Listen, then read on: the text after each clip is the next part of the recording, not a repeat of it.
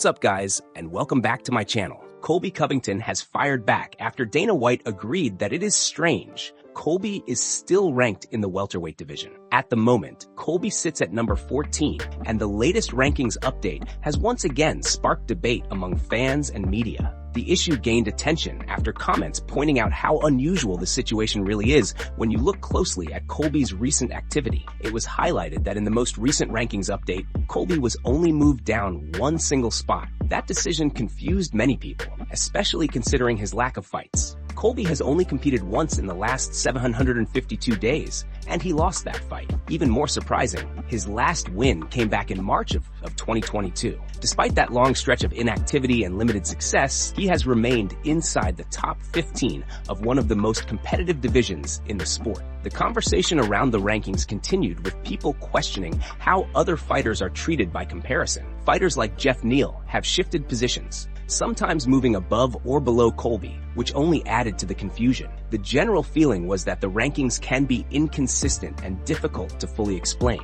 even for those closely following the sport. After defeating Luke Rockhold at RAF 5 last night, Colby addressed the situation directly and made it clear that he does not care what Dana White thinks about him. Colby said it makes no difference to him whether he is ranked or not. He declared himself a world champion and claimed titles that go beyond the official rankings. He called himself Donald Trump's favorite fighter, America's champion, and the King of Miami, saying none of those labels can ever be taken away. Colby added that the UFC could remove him from the rankings entirely, and it would not change anything. He insisted that he is still the biggest draw in the welterweight division, and that the number next to his name is meaningless. According to Colby, he knows exactly what he is capable of, and he remains fully confident in his abilities. He closed by saying he still believes he is the best fighter and the best wrestler on the planet, regardless of rankings or opinions. And before we continue, make sure to leave a like on the video and subscribe to help support the channel. Moving on to another news, Bisping believes the UFC could move quickly to book Paddy Pimblet versus Dan Hooker if Paddy ends up losing his upcoming fight against Justin Gaethje at UFC 324. According to Bisping, the situation is pretty simple and depends entirely on how that fight plays out. He explained that if Paddy loses, the bad blood between him and Dan Hooker suddenly becomes very relevant, and the UFC would have every reason to make that matchup happen. Bisping pointed out that earlier this week, Paddy and Dan got into a heated back and forth that immediately caught attention. During an interview with MMA Guru, Paddy took shots at Dan and claimed that Dan could not grapple his way out of anything. Those comments didn't sit well with Dan, who responded harshly and crossed a line by bringing up Paddy's close friend Ricky, who tragically died by suicide in 2022. The exchange instantly escalated, and fans reacted strongly to how personal things became. Bisping made it clear that if Paddy beats Justin Gaethje, then none of this drama really matters. In that case, the fight with Dan Hooker is not happening, and Paddy moves on to bigger opportunities. However, Bisping stressed that if Paddy loses, then this matchup could come together very fast. He reminded everyone that just 1 week after UFC 324, he will be in attendance, and the following week, he will also be there in Sydney, Australia, where UFC 325 is scheduled to take place. At that event, Dan Hooker is set to face Benoit Saint-Denis. Bisping explained that whether Dan wins or loses that fight does not really matter. In his view, if Paddy Pimblet loses at UFC 324, then Paddy versus Dan becomes the obvious next fight. He summed it up by saying, "It is simple as that." He also noted that right now, Paddy Pimblet is not making many friends in the lightweight division, but that does not matter at all. Bisping went on to say that none of these fighters are mates anyway. Whether someone likes you or dislikes you means nothing inside the octagon. Fighters are there for themselves, for their families, and to build a better life. He emphasized that none of the people you fight truly care about you once that cage door closes. He did add that there are still lines you should not cross. Families, mothers, and people who have passed away should always be left off the table. Fighters should focus on trash talk about skills, looks, performances, or style instead. Still, Bisping admitted that this kind of tension makes things spicy, gives people something to talk about, and makes future matchmaking far more interesting. Moving on to another news, Arman has opened up about his frustration with the UFC, revealing that he was told he is too dangerous to be placed on the first Paramount card. Arman explained that despite everything he has done, he still feels like he has not been given the opportunity he truly deserves. He said that from his perspective, the path was already clear, but the goalposts kept moving. Arman shared that he was originally supposed to fight in June against Ilia, then ended up fighting Oliveira, and after that was placed in a backup role. He said he followed every instruction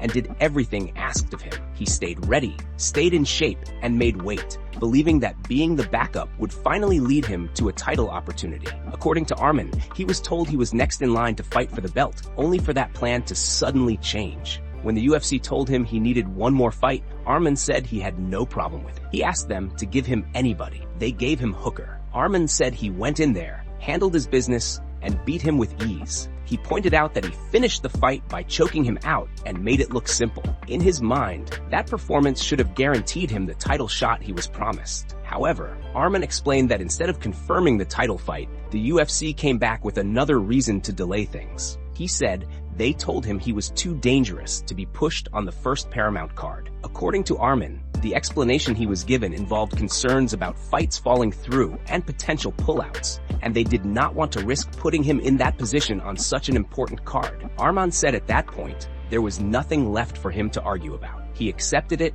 and decided all he could do was wait. Even though the situation has been frustrating, he made it clear that his confidence has not changed. Arman said he knows the belt is going to be his one day, and no amount of waiting is going to stop that from happening. Moving on to another news, Waldo Cortes-Acosta has made it clear that he wants to stay as active as possible and is already setting big goals for the future. Waldo is set to face Derek Lewis at UFC 324, which will mark his 6th fight in the past 12 months. In an interview with Home of Fight, he explained that staying busy has become a key part of his mindset, and he plans to carry that same momentum into next year. Waldo said that after January 24th, he wants to compete 6 times in 2026 as well. He laughed about the idea of 6 fights in 12 months becoming the standard for him, and made it clear that he is not looking to slow down. When asked whether he would be satisfied with 5 fights in 2026, he immediately shut that down and said his goal is 6 fights across the entire year. He repeated it confidently, saying 6 fights in 2026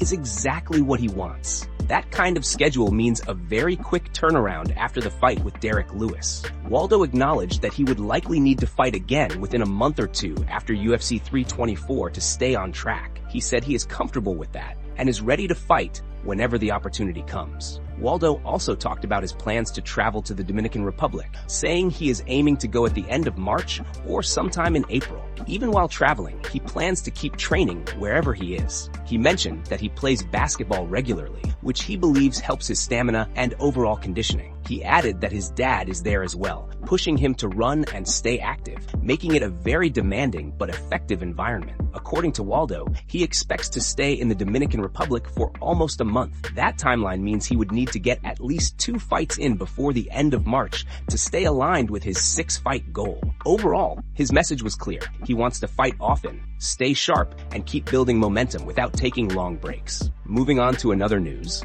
Daniel Cormier shared a funny behind-the-scenes story about his time on ALF Reality, revealing that he brought his jiu-jitsu coach all the way there and ended up not even needing him. Cormier explained that his original understanding of the show was completely different from what it turned out to be. In his mind, he imagined something similar to The Ultimate Fighter, where the focus would be on mixed martial arts and which coach could build the better overall team. Because of that, he started assembling a full coaching staff. He brought his boxing coach, his kickboxing coach, and his jiu-jitsu coach, all with the idea that they were heading to Thailand to compete against John Jones's team in a full MMA-style competition. Cormier said the plan was simple. Put together the best staff possible and go out there to beat the other team across all areas of mixed martial arts. However, once he arrived, he quickly realized his assumption was wrong. Cormier explained that the competition was not MMA at all. Instead, it was essentially boxing while wearing MMA gloves. That realization completely changed the dynamic of his coaching setup. Suddenly, he found himself with a jiu-jitsu coach who did not really have much to contribute in that specific format. Cormier joked that his coach was there, but without grappling involved, he did not necessarily have the ability to teach or apply his expertise. The situation caught him off guard, but he took it in stride. laughing about how his expectations did not match the reality of the show. Moving on to another news, Colby Covington has hinted at a potential move up to the middleweight division after his recent performance. Colby discussed the idea of testing himself against bigger opponents to see how his strength and endurance would match up. He mentioned that earlier conversations had focused on how he might perform at middleweight and whether he could handle the added power and size of fighters in that division. Colby explained that he felt very confident after his latest fight. He said he felt strong and capable at his current weight class, but moving up to 185 pounds would allow him to maintain his endurance while also feeling even better physically. He believes that his stamina is virtually unlimited and that moving to middleweight would only enhance that advantage. According to him, he felt stronger than his opponent, Luke, during the fight, even though Luke likely weighs 20 to 30 pounds more than Colby. That performance gave him the confidence that he could handle bigger, stronger fighters without losing his competitive edge. Colby suggested that fans might see him in the middleweight division in his next fight, potentially at a high-profile event like the White House card. He emphasized that the move would be a strategic test of his strength and skill, allowing him to challenge himself against new and bigger opponents while still maintaining his speed, endurance, and technical abilities. He made it clear that the move up in weight would not compromise his performance, but rather showcase his ability to adapt and dominate across multiple divisions. Colby's mindset is focused on proving that he can compete with anyone, regardless of size or weight class, while maintaining his elite level of wrestling and striking. Fans can expect him to continue pushing the limits of his career and exploring opportunities to prove himself at middleweight in the near future. Moving on to another news, Arman made headlines after defeating Lance Palmer last night at RAF 5. Following the win, Arman didn't waste time and called out Michael Chandler, challenging him to a wrestling match next. Arman said he noticed Michael calling out other people and claimed he was running out from the UFC. He added that maybe outside the UFC, Michael would not act like a little girl as he usually does, and might finally agree to wrestle him. Arman pointed out that Michael has a wrestling background, while he sees himself as just an MMA fighter. He admitted he wrestles a lot, but insisted he is not a pure wrestler. According to Arman, maybe in a wrestling-only setting, Michael would have a small chance to beat him, but inside the UFC, there would be zero chances. The comments quickly reached Michael, who responded in an interview with the Schmo. Michael started by giving Arman some respect. He said one thing he respects about Arman is that even when he is not fighting in the UFC, he stays active by doing grappling matches and wrestling competitions. Michael acknowledged that Arman continues to test himself